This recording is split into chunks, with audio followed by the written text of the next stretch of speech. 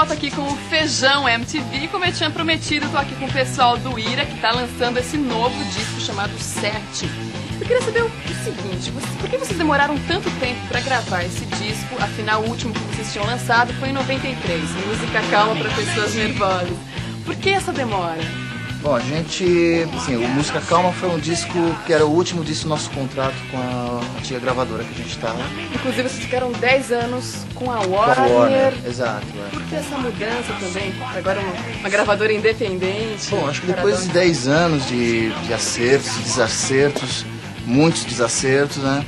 A gente achou por bem, assim, pelo bem da banda, mudar os ares, mudar de gravadora. Aí a Paradox ficou interessada, procurou a gente na mesma época que a gente estava no Japão, fazendo uma turnê. Quando a gente voltou do Japão, a gente já tinha essa notícia de que a Paradox poderia ser a futura gravadora do Ira, né? E a gente entrou em contato com eles e foi legal, porque a gente lançou esse disco com o tratamento que a gente estava esperando de uma gravadora, com relação a gente, que é uma banda de 15 anos. Nós temos, dentro na Warner, nós temos quase 500 mil cópias vendidas, quer dizer, a gente estava esperando esse momento Ira, né? E surgiu com a Paradox, com esse disco. Certo. Me fala um pouco então sobre o novo disco, como é o repertório? Bom, ainda falar? Não, o repertório tem, além de composições dos membros do grupo, tem algumas versões interessantes. Tem uma versão de House of Rising Sun, que é uma música que sempre cobraram da gente, por ter acho que uma afinidade da gente pelo som dos anos 60, Animals, Beatles, Stones, né? E a gente acabou fazendo uma versão irada, assim, adrenalinada dela. Fora isso, a gente tem uma versão do Roberto Carlos, que na verdade não é uma música do Roberto Carlos, mas do Renato Barros, dos Blue Caps, né? Que é Você Não Serve Pra Mim. Temos também uma versão das Mercenárias. E por que vocês escolheram essas outras duas? Olha, foi assim, na verdade essa música do Roberto Carlos, a gente chegou a ser sondado numa época para fazer parte daquela coletânea que o Frejá produziu, do Roberto Carlos, né?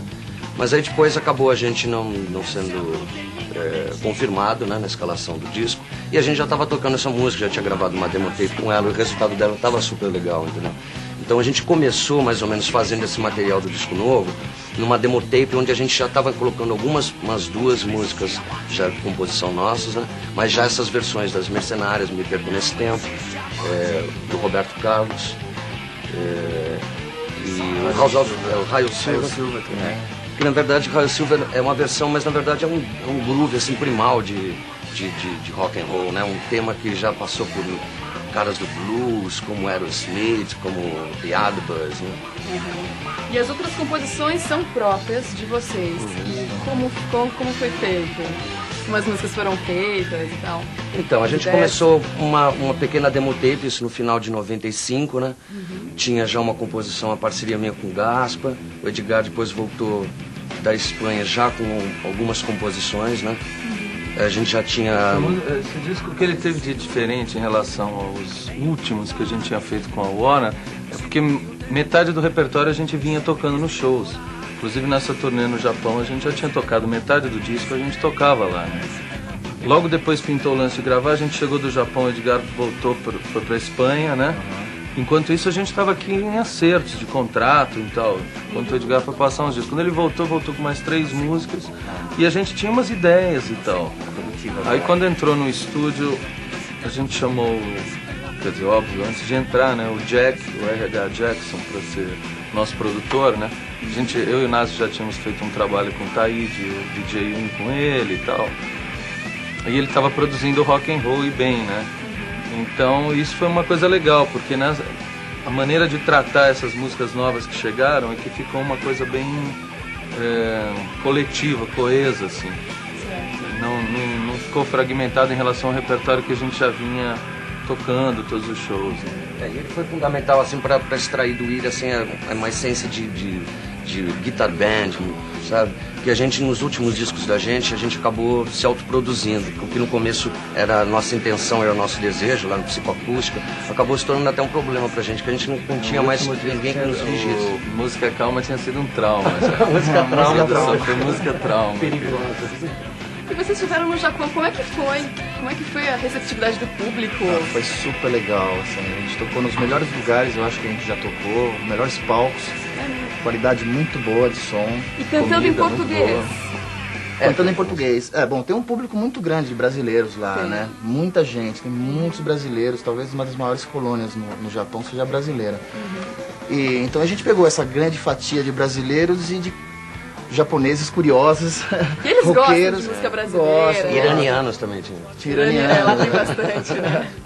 E a gente fez show assim para um público de brasileiros e de japoneses que pesquisam, sabe, que vão atrás, que já Foi ouviram bem falar. divulgado também o show, né? Eles boa fizeram divulgação. 3.000 cópias de um CD promocional, uma coletânea que eles produziam para divulgar o show. Umas Os lugares coisas que a gente legais. tocou, assim, teve lugares que a gente tocou, sei lá, uma semana depois, tava tocando Oasis. No dia seguinte Mason. tocou Oasis, né? Olha só, que bacana. Beleza, daqui a pouco continua batendo um papo. Eu queria perguntar o seguinte pra vocês. Bom, Ira foi uma banda super presente no cenário musical do rock nacional dos anos 80.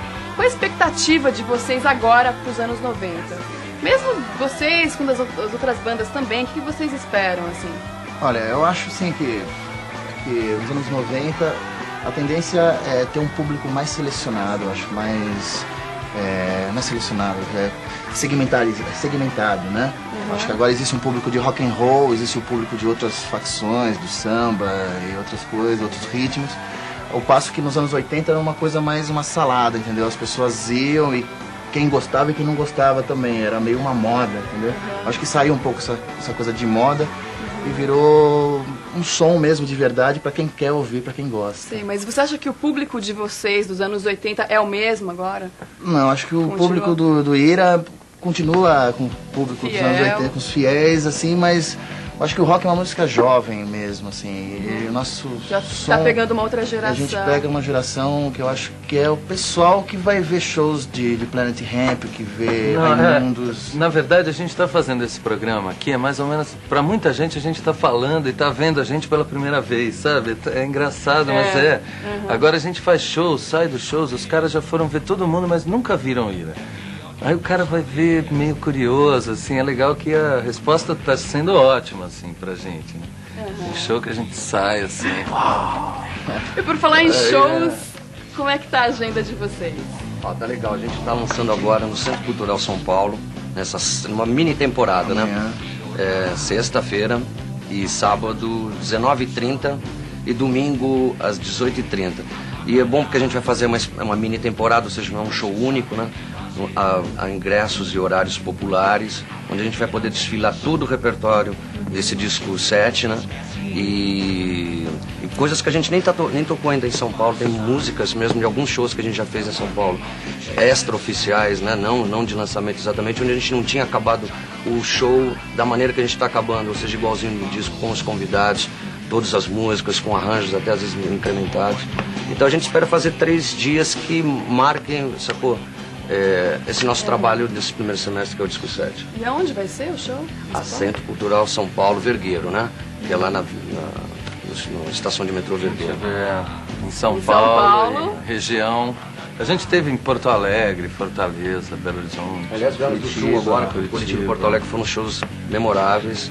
Vamos fazer Salvador, acho, na próxima semana, né? Salvador, dia 5, e Brasília, tá legal. Tem projetos internacionais também, de repente fazer show em outros países. Olha, e várias bandas brasileiras atualmente estão conquistando o mercado da Argentina, enfim, da Eu América acho que Latina. falta a Argentina pro Brasil, sabe? Porque é incrível, pô, a gente foi pro Japão tocar, e a Argentina é tão perto quanto Porto Alegre, e que tem até uma tradição roqueira maior ainda, sabe? Né? O Mercosul do rock and roll tá... Porque é tão próximo, na verdade não haveria dificuldade nenhuma para o entendimento da língua portuguesa sabe, na Argentina. Tanto tem os Paralamas aí que... A gente podia até abrir um show dos Paralamas em Buenos Aires, que tal? Herbert. Mar del Plata também pode ser. E agora vamos falar então do novo clipe. Como é que foi filmado? Quem teve a ideia? Porque o clipe é muito legal, muito louco. Assim. Olha, a ideia toda é do Sr. Kiko Araújo. Ele chegou pra gente com um roteiro que é essa coisa abstrata, surreal desses personagens meio de uma certa... até um erotismo lúdico, assim, né? Isso daí é toda a capacidade do Kiko, um cara jovem, legal pra caralho. né, que curtiam nosso som, que nós já éramos para ter trabalhado antes, há muito tempo atrás com ele, mas foi impossibilitado. A locação foi ideia nossa, né? Aí, então, onde foi? A locação dele é naquelas ruínas daquelas indústrias Matarazzo, na Barra Funda, né? Ah, tá, imaginei. Mas o legal do lugar é que ele fica temporal, porque ele é em São Paulo, mas não é São Paulo, assim, não é a imagem que ninguém tem de São Paulo, né? Claro. Você olha, não tem... O horizonte é legal porque consegue dar um plano que fica um horizonte, no fundo tá a fábrica e depois tá nada. Então parece que é um lugar no deserto, assim. Então foi ideia de vocês o lugar. Foi. Mas quando a gente chegou, quando o roteiro chegou na nossa mão, na verdade a gente tinha acabado de fazer um programa no Mata Televisão, uma reportagem lá dentro, que nos levaram até o Matarazzo. Aí, na verdade, no roteiro já tinha... aquele lugar era perfeito para a locação que ele queria fazer no roteiro, de um lugar que fosse uma cidade, que parecesse uma ruína de uma cidade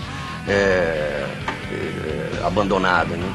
E a gente tinha acabado de fazer uma entrevista num outro canal e parecia que já estava pronto, foi perfeito, não poderia ser, eu acho que em outro lugar que eu conheço aqui em São Paulo, assim, passar esse lado. E parabéns para toda, não só para o Kiko, mas para toda a equipe que trabalhou junto a ele, pessoas super criativas, que com poucos recursos conseguiram um resultado assim cênico, plástico, super legal. Que legal, obrigada pela presença de vocês aqui no Feijão.